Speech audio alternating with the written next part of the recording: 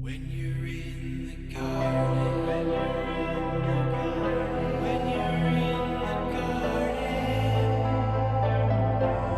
seed is everything. Vamos a hablar del concepto de función, por la cual a un elemento X de un conjunto de los números reales le asociamos otro elemento Y también de los números reales por lo general. Nosotros solamente vamos a estudiar ese tipo de funciones. Bien, por ejemplo, podríamos decir que una función f de x es una función como esta, x al cuadrado más 1. Bien, a x la vamos a llamar variable independiente. Es decir, la variable independiente toma valores, mientras que y va a ser la variable dependiente, de que depende del valor que va a tomar la variable x. Con lo cual, vamos a establecer una relación entre números asociadas a cada una de estas funciones.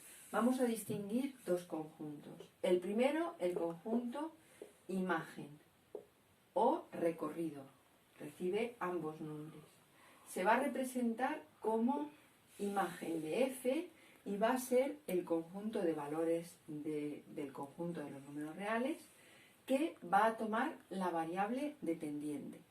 Ese conjunto lo estudiaremos de forma intuitiva cuando veamos el estudio de funciones en vídeos que vienen a continuación.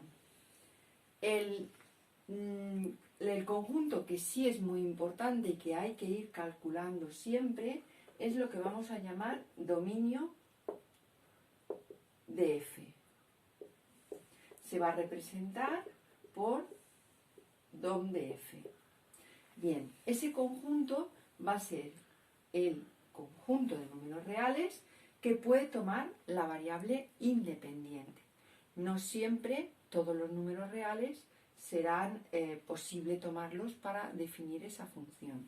Y eso lo vamos a ir viendo en tres tipos de funciones que vamos a ver a continuación. El primer tipo de función van a ser las polinómicas. Las funciones polinómicas son cualquier tipo de función de la forma y igual a p de x, donde p de x es un polinomio del grado que sea. Por ejemplo, vamos a coger f de x igual a x al cubo más 3x menos 1. Esa función tiene la característica de que no hay ningún valor real que yo no pueda, por el cual no pueda sustituir la x, con lo cual todas las funciones polinómicas tienen como dominio todos los números reales. Segundo tipo de función que vamos a ver son las funciones racionales. Estas funciones son del tipo p de x partido por q de x. Es decir, un polinomio partido por otro polinomio. Bien, ¿qué le sucede a estas funciones? El polinomio del numerador nunca va a tener un problema, pero el polinomio del denominador nos dará problemas para definir la función siempre que se anule ese polinomio. Es decir, aquellos valores que anulan al polinomio q de x no podrán estar dentro del dominio. Vamos a verlo con un ejemplo. Supongamos que tengo la función siguiente.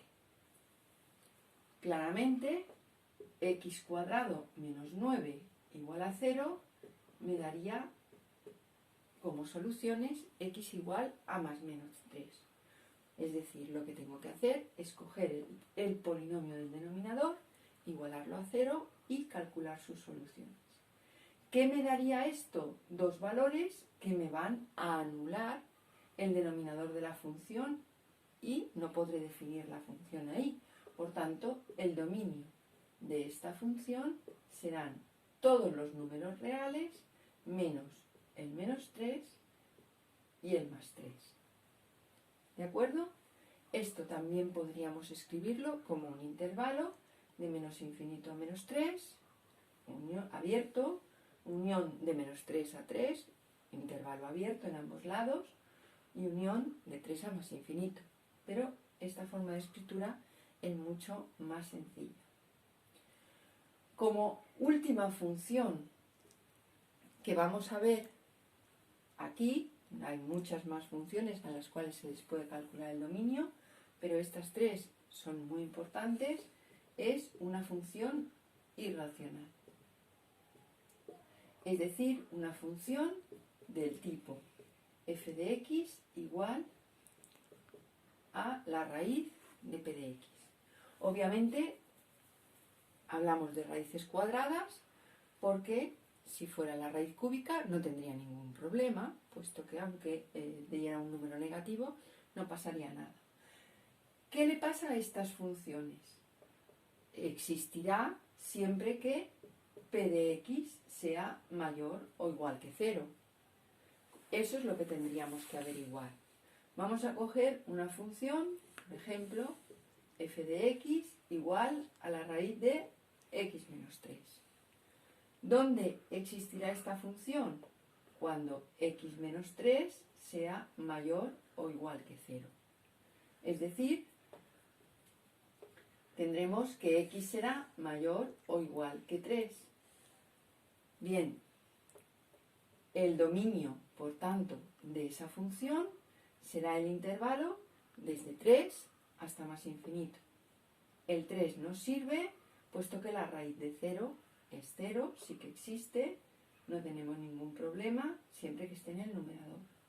Con lo cual, el dominio de la función irracional será siempre un intervalo o una unión de intervalos que nos da la solución de el polinomio que me produce la inecuación y tendríamos calculado tanto el dominio en una función irracional, una función racional y una función polinómica. Son las más importantes. When you're